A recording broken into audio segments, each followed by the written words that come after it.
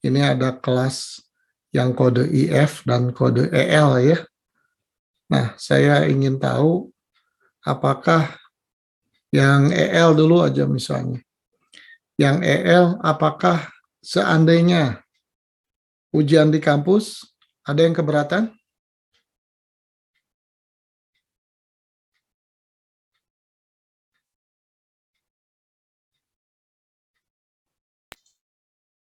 Siapa aja yang EL? Coba bisa tunjuk jari nggak? Satu. Yang lain nyalakan kameranya, tolong semua. Nah, coba bisa mewakili tidak yang EL? Apakah ujian yang lain ada yang di kampus juga?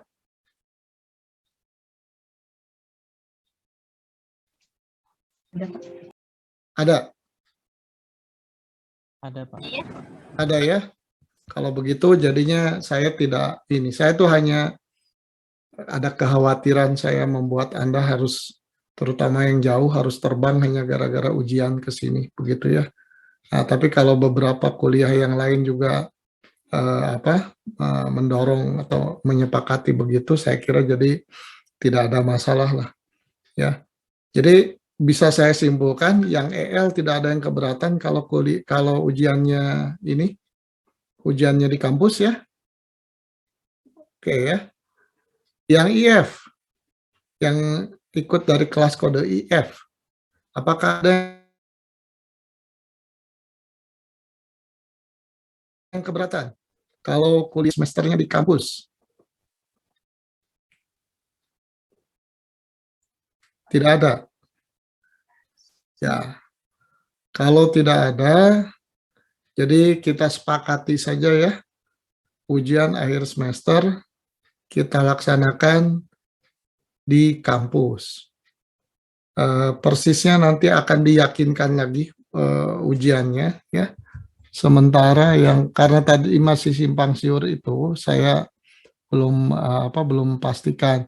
Ini kalau yang IF, kode IF itu tanggal Jumat tanggal 13 jam 14.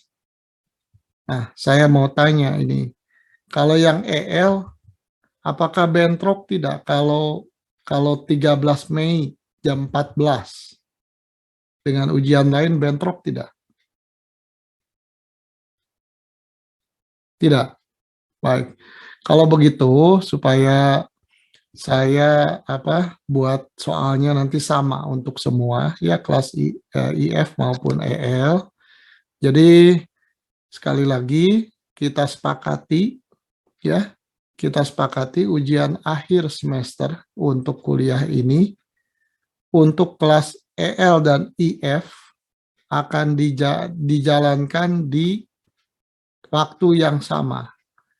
13 Mei jam 14.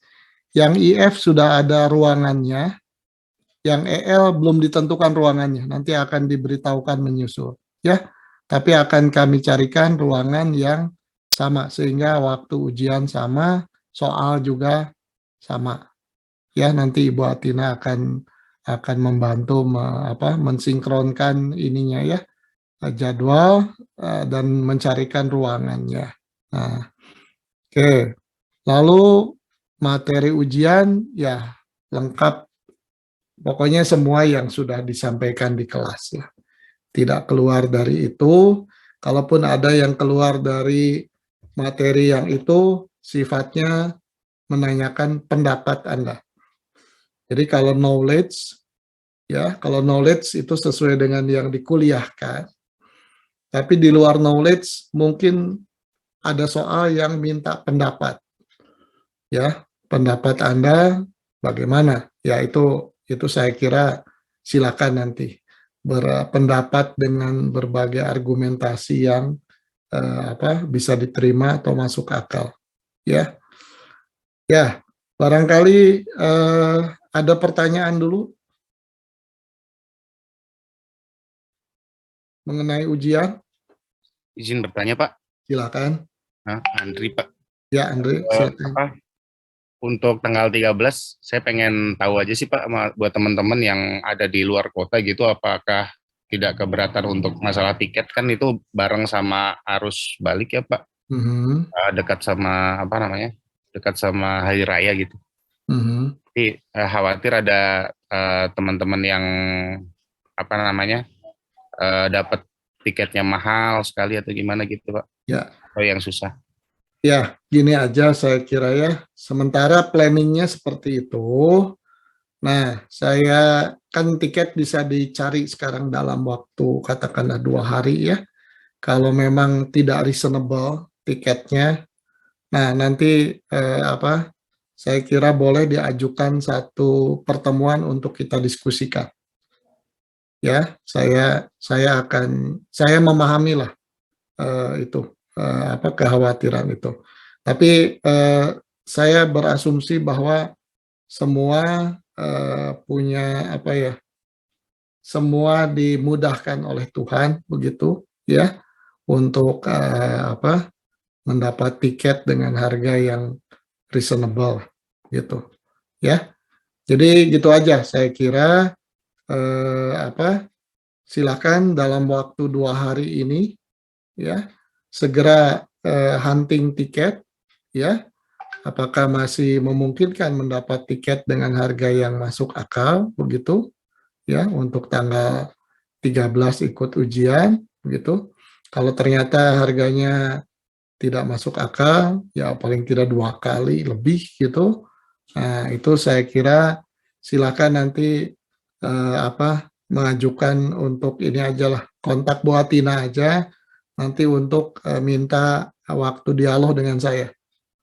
Ya, nanti saya pertimbangkan bagaimana solusinya. Terjawab pertanyaannya? Siap terjawab Pak. Mungkin ada Ya, teman-teman lain yang ingin menambahkan. ya, silakan kalau ada yang mau bertanya lagi.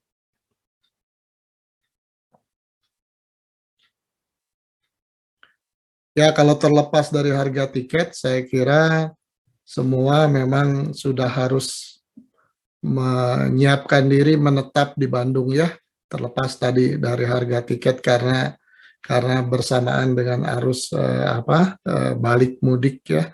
Nah, karena kenapa? Karena ya semua harus menyelesaikan tesis kan ya, akan lebih jauh lebih efektif kalau Anda semua ada di Bandung ya.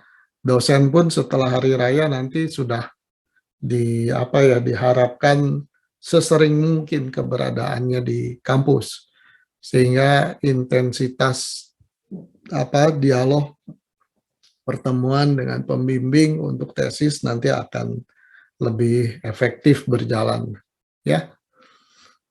Baik, ada pertanyaan lain silakan. Izin Ya, bertanya Pak, ya. terkait teknis pelaksanaan UAS-nya nanti apakah menggunakan laptop sendiri dan bersifat open book atau gimana ya Pak? Kalau itu kalau itu ujian jadi di kampus, tidak perlu pakai laptop, cukup sediakan bolpen aja. Kertasnya disediakan. Ya, kecuali kalau kalau ada alasan yang reasonable buat memaklumi sehingga akhirnya dengan ujian dengan cara lain begitu, ya baru nanti kita harus bicarakan lagi bagaimana mekanismenya. Ya, sementara kita semua berharap bahwa semua bisa di Bandung pada tanggal yang ditentukan. Jadi niatkan, walaupun saya sekali lagi tidak ingin memaksa, tapi tolong niatkan semua supaya diberikan kemudahan. Ya, Baik Pak, terima kasih Pak. yuk, ada lagi pertanyaan?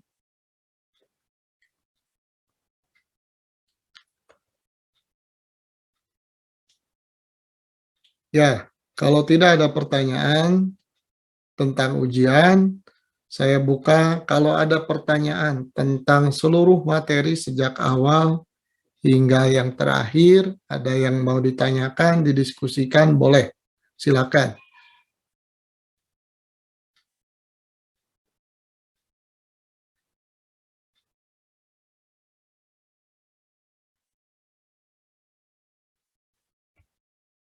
Tidak ada juga, ya. Ini kalau tidak ada, barangkali saya akan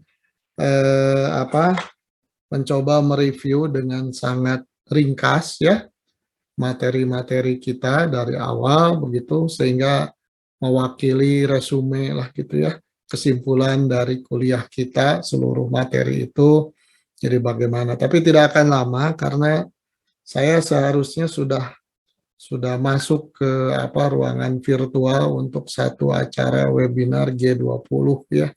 Tapi karena kebetulan jadwal bicara saya di bagian akhir, jadi ya sudah saya masuk dulu ke kelas kita ini ya. Baik, jadi saya coba mulai ya meringkas apa yang pernah kita pelajari. Jadi kuliah kita ini sekali lagi bukan kuliah tentang software engineering ya. Kalau teknis pengembangan software itu disebutnya software engineering. Tapi kuliah kita ini sangat erat kaitannya dengan software engineering. Karena ini adalah dua proses yang berjalan, katakanlah harus sejalan, sinergi ya. Kita kan kuliahnya adalah manajemen pengembangan aplikasi. Jadi sebetulnya kita ini lebih ke project management. Project management untuk objek yang yang dikelola sebagai proyeknya itu adalah pengembangan software. Ya, the real pengembangan softwarenya menggunakan pendekatan software engineering. Ya, tapi itu dimanage sebagai sebuah proyek. Itu catatan pertama. Kemudian kalau kita bicara software engineering, pada dasarnya ada dua pendekatan. Kalau dikumpulkan banyak ya pendekatannya, tapi di kelompok besarnya sebetulnya hanya ada dua. Satu yang disebut pendekatan ini ya, waterfall, satu siklus ya pendekatannya, linear satu siklus, tidak balik lagi. Ada tahapan-tahapan, kalau sudah loncat ke tahap berikutnya, waterfall itu by default tidak pernah balik lagi.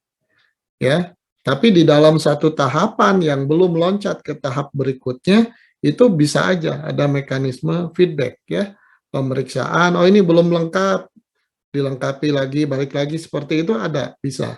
Tapi kalau sudah masuk ke stage berikutnya, ya, setelah masuk ke stage berikutnya, itu biasanya tidak kembali lagi. Nah, itu salah satu konsekuensinya adalah waterfall itu requirement-nya harus matang, diyakinkan. Karena requirement ada di awal, tahap-tahap awal, yaitu ketika mendefinisikan requirement, jangan sampai masih ada kekurangan-kekurangan yang dibiarkan. Karena tidak ada jalur kembali secara manajerialnya untuk merevisi requirement. Ya, itu kira-kira waterfall seperti itu. Ya, waterfall apakah masih dipakai? Masih dipakai sampai sekarang. Terutama biasanya kalau ini project sifatnya adalah ada pihak yang memesan, membayar, ada pihak yang mengerjakan, dibayar. Itu akan jauh lebih mudah mengatur flow komitmennya itu dengan waterfall. Ya, biasanya seperti itu. Nah, selain waterfall, ada pendekatan yang sifatnya itu circular ya. Jadi diulang lagi, diulang lagi, diulang lagi. Secara umum ini lebih populer dengan istilah agile, ya. Nah, ini yang agile ini diantaranya yang populer itu ada sub-subnya lagi ya. Salah satu dari agile yang populer itu Scrum ya, yang sampai ada sertifikasinya segala macam ya. Kita pernah bicarakan itu. Nah, agile ini salah satunya adalah agile dalam pengertian requirement-nya. Requirement itu boleh berubah di tengah jalan. Kira-kira gitulah gampangannya. ya, boleh berubah di tengah jalan. Nah, bahkan kalau kita sudah punya requirement yang matang, kalau agile itu cara mengerjakannya tidak full requirement langsung digarap semuanya. Tapi kalau misalnya kita punya 10 item requirement, mungkin di putaran pertama 3 dulu. Putaran kedua 2, nanti sudah 5 kan, sisanya 5 lagi. Lalu 2, 2, 1, ya silakan. Ya, itu kira-kira seperti itu. Nah, sambil berjalan boleh itu requirement-nya berubah. Nah, agile itu cocok untuk siapa? Terutama cocok untuk sesuatu yang sifatnya inovatif. Bisnis sekarang itu kan tidak fix ya. Ada ide baru, tambah lagi. Ada ide baru, tambah lagi. Kompetitor kita punya fitur baru, wah kita jangan kalah juga, tambah lagi, tambah lagi. Jadi sambil berjalan, pengembangan software tuh gitu, requirement berubah-ubah seperti itu ya. Ini akan sulit yang agile itu ya. Kalau tadi ada urusannya ada yang membayar dan ada yang dibayar. Mengapa ini jadi sulit? Apa kaitannya dengan agile? Karena kalau bayar membayar sudah ada nilai rupiah yang disepakati antara yang membayar dengan yang dibayar ya. Nilai rupiah itu dikaitkan dengan effort. Effort itu berkaitan dengan requirement. Makin banyak requirement-nya berarti makin kompleks, bayarannya pasti lebih mahal. Bagaimana mungkin kita bersepakat di awal 100 juta rupiah misalnya, tapi requirement-nya nambah terus. Nah, rugi yang mengerjakan ya. Itulah alasannya mengapa yang waterfall itu sampai sekarang masih dipakai ya, terutama untuk seperti itu. Nah, apakah tertutup kemungkinan agile untuk kontrak antar dua pihak tadi? Bisa juga, tapi yang paling gampang supaya tidak ada urusan dengan effort yang berubah-ubah, ya, itu akan lebih baik kalau kita, wah saya mau pendekatannya agile ini, karena requirement-nya pasti berubah, nah, karena ini inovasi. Nah, kalau gitu kontraknya jangan kontrak pengembangan software dengan requirement tertentu, ya, tapi kontraknya itu adalah kontrak terhadap pegawai, programmernya, analisnya, yang kita bayar berdasarkan durasi waktu. Dia mengerjakan apa, ya terserah nanti Pimpronya mengarahkannya bagaimana. Yang penting, Anda saya kontrak ya 10 bulan, sebulannya saya bayar segini, sepakat? Ya, salaman. Nah, gitu. Pekerjaannya apa? Pokoknya pekerjaannya mengembangkan software. Seperti apa? Ya nanti, urusan nanti. Pokoknya Anda per bulan dibayar sekian. Oke ya, itu satu hal. Lalu kita pernah bicara tentang lisensi ya. Nah, saya ingin loncat ke lisensi. Jadi software itu kategorinya sesuatu yang layak dilisensikan. Kalau kita mau legalitas perlindungan hak hak kekayaan intelektualnya, ya itu satu kelas satu kategori besar ya, sama lagu ya, film dan sebagainya itu lisensi. Lisensi kategorinya kalau didaftarkan itu lisensi ya.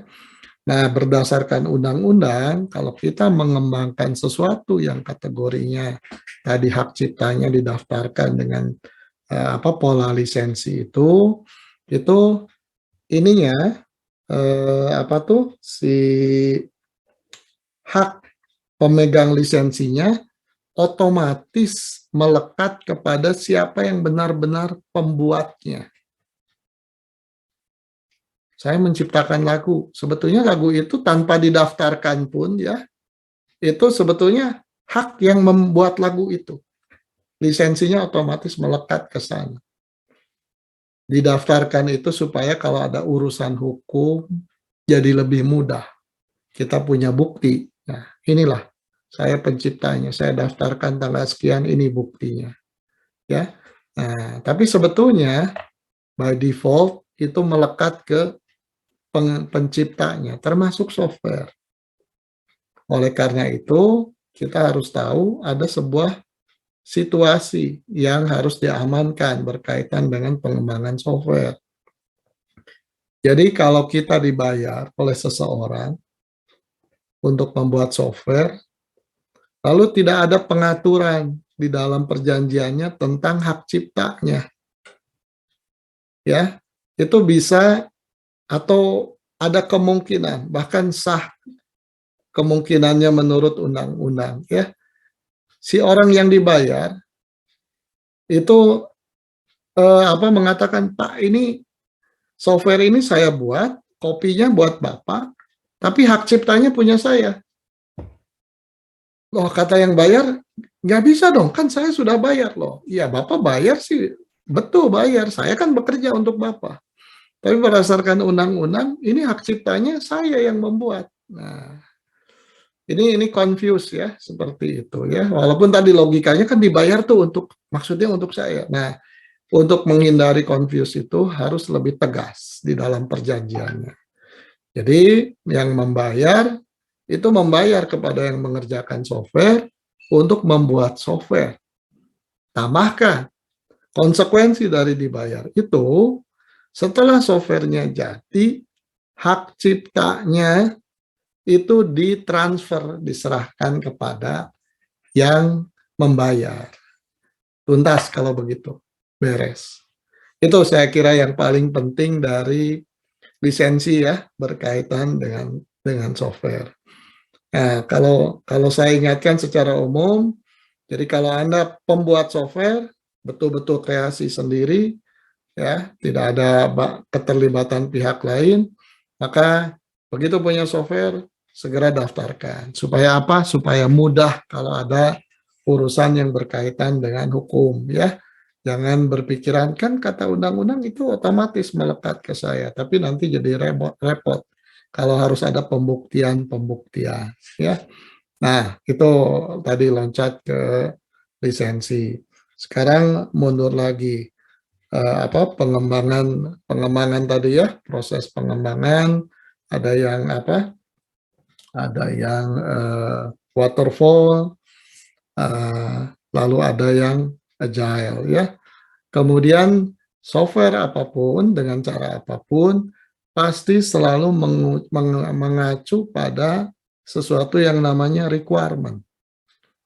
Apakah tadi requirement-nya yang sudah ditetapkan tidak berubah lagi di awal, ataupun requirement-nya yang berubah sambil berjalan, tapi esensinya requirement itu adalah sesuatu yang mutlak perlu, penting sekali. Software dikatakan baik atau tidak, yaitu nanti mengacu pada hasilnya.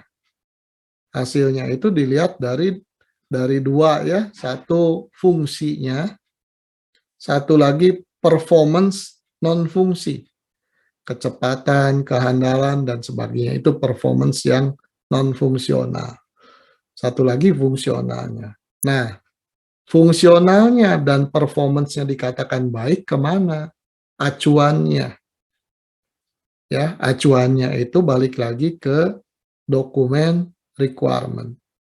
Oleh karena itu, requirement menjadi sesuatu yang penting. Kalau kita kontrak, dikatakan kontrak, lalu kita nagih pengen dibayar, ya itu acuannya apa? Sama-sama kita cek, terpenuhi tidak requirement yang juga tercantum di dalam kontrak. Ya, nah prosesnya sendiri adalah proses pengujian. Ya, proses menguji kualitas ya.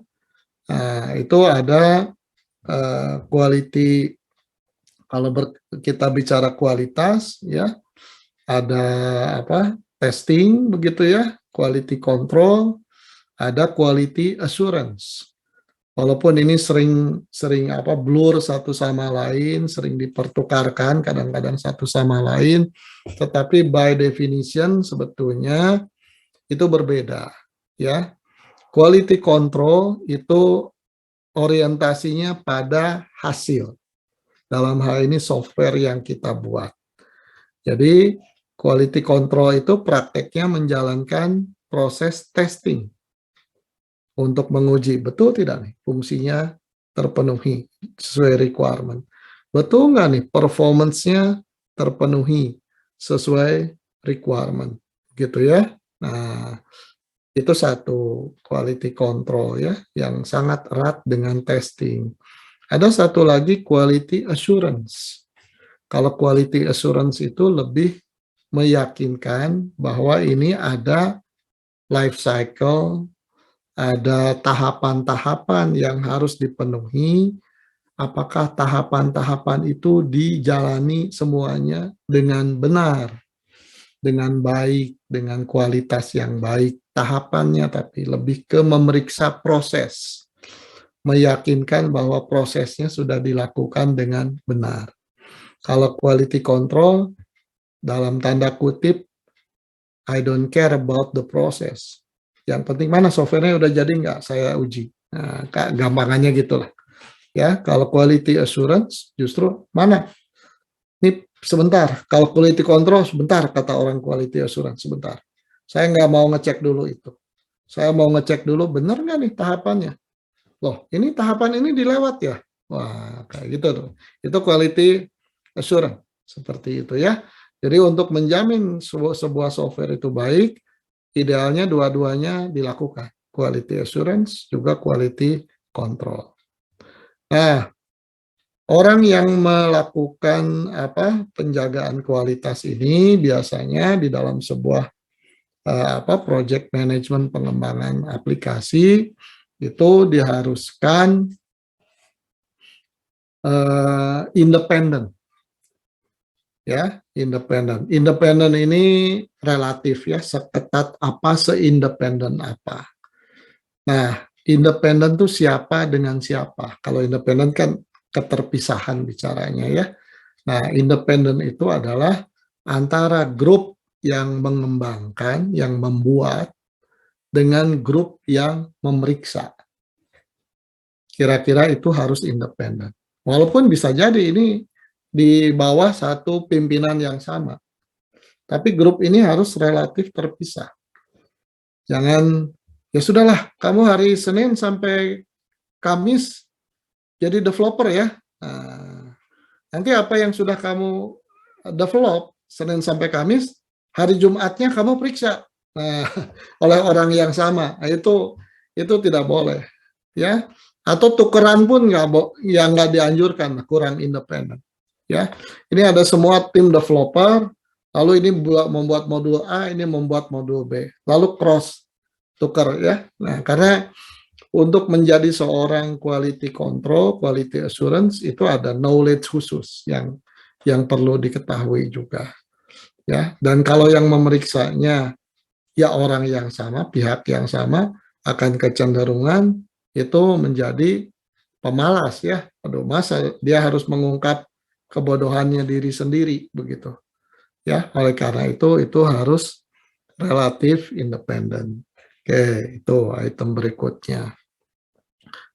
Hal penting lainnya di dalam pengembangan, di dalam manajemen pengembangan aplikasi, sebetulnya sama dengan manajemen apapun, dengan mengelola proyek apapun. Ya, jadi sebuah proyek itu kan dikatakan sukses kalau ada 3 ya, on time, on spec, artinya spesifikasi dari produk yang dihasilkan tidak dikurangi. Ya, on spec seperti itu, on time, on spec, satu lagi on budget. Jadi proyek yang dikatakan sukses, baik sebaik-baiknya itu 3 itu tidak ada yang dilanggar satupun. Kalau salah satu gimana ya, dari kacamata project management salah satu fail aja. itu proyek sudah kategorinya tidak sukses. Ya, walaupun kita bisa apa yang satu itu bolehlah maklumi aja ya, itu terserah lah. Kalau kita bicara project management yang benar, satu poin aja tadi tidak terpenuhi di antara 3 tidak sukses project itu ya. Nah, oke. Pertanyaannya adalah bagaimana sebuah project supaya cenderung lebih sukses. Ada satu kunci yang menjadi apa ya? Kunci pembuka lah, kunci gerbang depannya. Kalau kunci itu tidak dipelihara, tidak dijaga, percuma. Kunci-kunci yang lain juga. Kunci-kunci ruangan di dalamnya, kamarnya, percuma. Kunci gerbangnya aja nggak dijaga oleh kita, gitu ya. Nah, jadi kuncinya tuh apa? Yaitu work breakdown structure. Ya, itu prinsip dasar kita mengelola sistem, mengembangkan apapun, maka akan lebih baik kalau pekerjaan itu kita breakdown menjadi slicing yang lebih kecil-kecil. Ya, sehingga lebih mudah menaksir, oh modul ini itu bisa dikerjakan oleh 2 orang selama 3 hari. Orang yang ahli bisa menebak itu tuh satu modul. Ya, tapi kalau misalnya Pak, ini ada sebuah proyek besar, misalnya Bapak diminta bikin aplikasi untuk pemilu 2024. Ya, kira-kira berapa orang ya Pak ya? Terus dia ngelamun, ya 90 orang lah Pak bisa. Wah, boleh nggak Pak 78? Terus, wah 9, nggak bisa 78. Gimana kalau 88? Wah itu ngaco tuh, yang nawar sama yang itu ngaco dua-duanya. Saya kira nggak bisa lah ngitung 90 gitu, 78 itu nggak bisa. Kecuali kalau sudah di breakdown. Work breakdown structure tadi ya, ini modul ini 2 orang, modul ini 3 orang. Di jumlah ada 79. Nah, itu lebih akurat. Disitulah saya katakan tadi, kunci tadi ibaratnya ya, WBS itu jadi kunci pembuka. Kalau WBS dilakukan dengan benar, kita bisa menghitung waktu, menghitung kebutuhan orang, menghitung kepakaran dari orang-orang yang akan dilibatkan. Ya, tidak, kalau proyeknya 6 bulan, tidak berarti semua orang disewa 6 bulan. Mungkin hanya ada yang bekerja 1 bulan di depan. Mungkin ada yang nanti kamu 2 bulan terakhir aja ya. Nah, karena yang ininya belum selesai. Nah, kayak gitu ya. Jadi hemat si proyek itu jadi paling efisien. Tapi akurat juga. Ya. Nah, inilah WBS itu perlunya di sana, work breakdown structures. Ya, makanya Anda harus harus familiar, harus paham pentingnya di mana sehingga ketika membuat WBS lebih sungguh-sungguh jadinya. Ya, prinsip membuat WBS di proyek apapun, pengembangan aplikasi atau proyek apapun relatif sama. Ya, termasuk kalau mau, bahkan saya anjurkan, semua kan pasti sekarang sudah mulai mengerjakan tesis. Coba buat WBS-nya. Jadi kalau di proposal tesis ada 1 halaman, lalu gambar yang warna-warna itu tabel, schedule. Nah, itu bohong kalau menurut saya itu. Ya, kalau tidak dibuat WBS-nya itu. Karena pasti itu saya maunya begini, bukan kalau yang betul itu harusnya berdasarkan perhitungan, prediksi, jadinya begini schedule-nya. Itu lebih realistis. Kalau saya maunya belum tentu tercapai yang kita mau. Nah, di dalam pengembangan aplikasi jangan sampai project manager itu ini nanti harus selesai ya 2 bulan terakhir. Yang ini 1 bulan ya, nggak bisa seperti itu. Ya, pasti sangat mungkin meleset. Atau bagaimana keterjaminannya bahwa itu tercapai. Nah, itu akan lebih mudah kalau dibuat WBS-nya itu jadi lebih realistis. Perhitungan budget total, lalu budget katakanlah mingguan, bulanan, itu dengan WBS jadi lebih kelihatan semua. ya. Jadi tidak bisa, saya dibayar sampai selesai 100 juta. Pak, boleh nggak minta uang muka dulu? Berapa? 90 juta. Dari mana 90 juta? Ya, nah kalau di WBS yang dibuat kelihatan itu. Kita perlunya bagaimana. Ya. Baik, itu sebagai penutup, satu hal lagi adalah bahwa tadi kan aktivitas teknisnya software engineering, tapi itu dibungkus secara manajerial dengan project management, pengembangan aplikasi ya. Nah, satu aspek lagi bahwa sekarang dunia ini ya saya kira dengan bahasa sederhana, dunia ini berubah sekarang makin serba IT, serba teknologi. Komponen penting dari IT itu sekarang bisa dikatakan software. Ya, mau hardware-nya apa, itu selalu sekarang kecenderungan ada bagian komponen software-nya. Ada satu barang yang barangkali puluhan tahun yang lalu, itu barang tidak ada kaitannya dengan software. Apa? Mobil. Mobil itu urusannya mekanik, mesin, ya, bahkan tidak elektronnya juga sedikit, lebih banyak mesinnya. Nah, mobil sekarang udah mulai terasa kan? Mobil listrik tuh gaungnya luar biasa. Mesinnya elektrik, kontrolnya software. Tidak ada software, tidak ada mobil listrik gitu.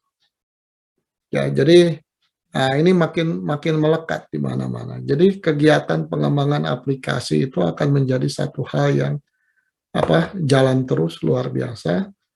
Nah, jadi sebagai penutup, ini benar-benar penutup begitu ya. Saya jadinya berharap kuliah yang sudah saya sampaikan bersama Pak Yusef, dibantu oleh Bu Atina, ya. Saya berharap kuliah ini tidak sekedar Anda sudah melalui kuliah ini lalu lulus, lalu dilupakan. Ya, bukan masalah saya tidak mau dilupakan, bukan itu. Tapi ini sesuatu yang berharga. Ini knowledge yang berharga buat Anda. Kemanapun ya, bahkan Anda tidak berkecimpung di bidang IT pun sekarang ya bisa dikatakan hampir tidak mungkin lah. Ya, jadi knowledge ini akan terbawa kemana-mana ini. Sangat penting ya, karena dunia makin serba software dari waktu ke waktu. Jadi saya berharap sekali lagi kuliah ini tentunya lulus dengan nilai baik, tapi setelah itu melekat, diamalkan jadi sesuatu yang menjadi bagian dari diri Anda, berharga, meningkatkan kualitas kerja Anda juga, ya. Berkat kuliah ini itu harapan saya akan bahagia kalau begitu. Ya, kira-kira begitulah ya. Mungkin satu hal lagi dari saya minta maaf kalau selama pertemuan-pertemuan kuliah kita ada ketidaknyamanan ya, atau saya datang terlambat atau terpaksa saya pernah tidak hadir atau bagaimana ya. Saya minta maaf lah ya, mudah-mudahan bisa dimaklumi begitu. Baik, saya kira itu saja sih dari saya sebagai kuliah penutup ya. Pak Yusef, barangkali kalau ada yang mau disampaikan. Baik Pak, jadi dari saya nanti ujiannya kita akan pakai aplikasi Pak, Cognisia Mobile. Itu sudah ada ya di Play Store atau App Store. Jadi nanti ujiannya bisa macam-macam, tetapi kemungkinan besar kan akan uraian ya Pak ya, esai Ya, gitu. ya. Jadi nanti dimanapun ujiannya, entah nanti harus di kelas atau di mana gitu, tergantung situasi dan kondisi. Kita tidak pernah tahu ya, kondisi sekarang ini tiba-tiba bisa pandemi lagi dan lain-lain. Andaikanlah di kelas, jadi nanti tetap menggunakan smartphone-nya masing-masing, aplikasinya ada Cognisia Mobile for EduNext ITB gitu ya. Nanti ditulis di lembar A4, kemudian nanti bisa difoto. Jadi tetap masuknya ke dalam EduNext, dari EduNext-nya nanti penggunaannya digunakan untuk menjawab itu ada pilihannya nanti menggunakan kamera. Jadi jawabannya akan difoto sehingga diunggah sebagai jawaban multimedia gitu ya, berupa foto. Dan tentu saja kertasnya pun dikumpulkan karena kadang-kadang ada yang tidak sempurna memotretnya, memotongnya waktu mengcapture gitu ya, atau fokusnya nggak sabaran, padahal agak gelap itu kan agak lama, keburu goyang jadi ngeblur dan lain-lain. Meskipun nanti kalian bisa ngecek dulu udah fokus atau belum, bisa diulang. Tapi kurang lebih itu Pak. Jadi Baik, meskipun secara dari ITB arahannya, instruksinya adalah luring, maksudnya di kampus ujiannya, tetapi tetap kita menggunakan LMS EduNext ya, dan Cognisia Mobile. Ya. Nanti ada arahan yang jelas lah, kalau udah dekat dengan waktunya, kalau seandainya ada perubahan dan lain-lain, yang jelas saya dan kawan-kawan di Ditbangdik sudah mencoba menggunakan semuanya Pak, gitu ya, langsung di Aula Barat, langsung di kelas, langsung di Jatinangor, dari rumah masing-masing, semua udah ada teknologinya. Ya. Itu saja Pak dari saya Ya. Pak. Baik. Saya udah di call nih oleh penyelenggara panitia webinar nih. Ada satu pembicara yang tidak hadir sehingga waktu saya lebih cepat. Jadi saya kira begitu ya penjelasan tadi dari Pak Yusef.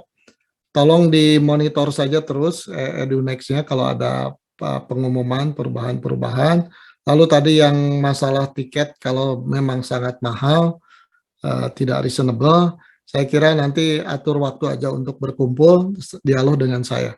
Saya akan coba perhatikan dan nanti saya negosiasikan dengan Kaprodinya supaya diizinkan cara-cara lain ya. Tapi tolong niatkan bahwa semua akan ujian di kampus dan kita semua diberikan kesehatan ya. Saya langsung tutup ya pertemuan kita. Jadi inilah akhir kuliah kita. Sampai kalau tidak ada masalah apapun, sampai jumpa di ruang kelas pada tanggal tadi yang sudah ditentukan. Ya, saya akhiri ya. Terima kasih semua. Terima kasih Pak. Ya, Terima kasih, Pak. tuh. Baik, terima kasih Ya. semuanya. Terima kasih. Terima kasih, Pak.